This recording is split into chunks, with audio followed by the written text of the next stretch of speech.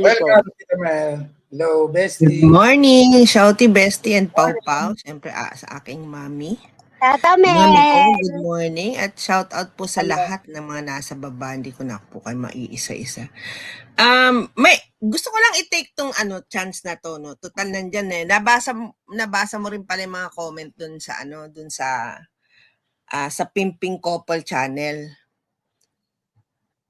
Go. Ito kay Butanding, na daga ng daga. Pinipilit na to yung ulam ko. Ang sarap kaya. Kahapon nga nagluto ako ng isang kalderong, sobra pa nga eh. Isang kalderong kare-kare. Ang daming tuwalya at saka may kasama yung bukod sa tuwalya. May tanong lang ako, bestie. Sige, Kasi go ahead. Parang yun din yata yung pinupo ko lagi nitong nung magkaaway pa tayo. Siyempre, nagawa ng issue sa aming magkapatid. Nag-start yan simula nung sinabi na niligawan mo daw si Gemma. No?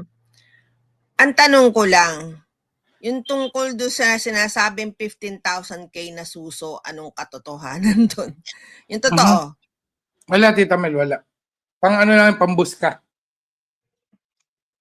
Kasi yun ang gustong umakyat ni Gemma dati. Yun ang ginagamit nila. Hindi mo naman kailangan yan. Ibig mo sabihin, yun ang ginagamit nila. Oo.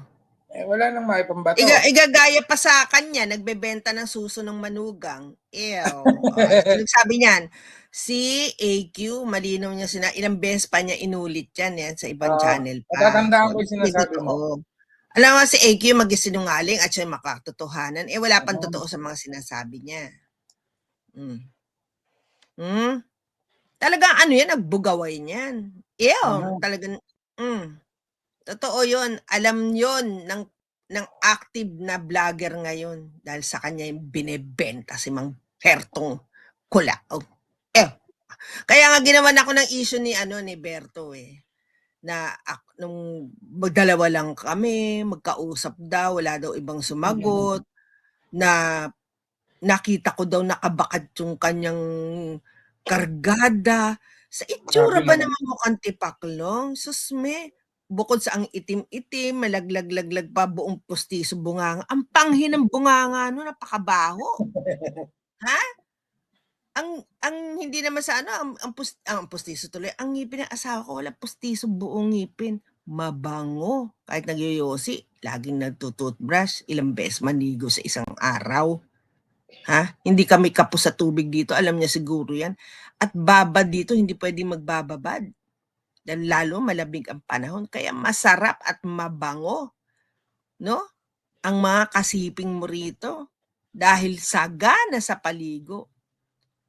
At kung ikaw, at sinabi ko pa raw na yung daw kasi mga Hapon dito ay mag-anak, may komplikado yung kwento niya Kaya ako daw nag-alok, sa akin daw siya gagarahe, no? Sa akin daw sa original uuwi. Tapos pagka daw parang ibebenta-benta ko siya sa mga, sa tingin mo may papatol dyan? Ikaw best, ikaw na magsabi. Sa tingin mo magkakagusto dyan? Nako, kaso-kaso. May magpapalahi sa itsura niyan. Kagabi binaboy-baboy na naman si hindi ko pa narinig yun pero recorded yun Binaboy-baboy na naman daw si Bibi. Ano sabi, Mami? Minumura ng todo si Bibi.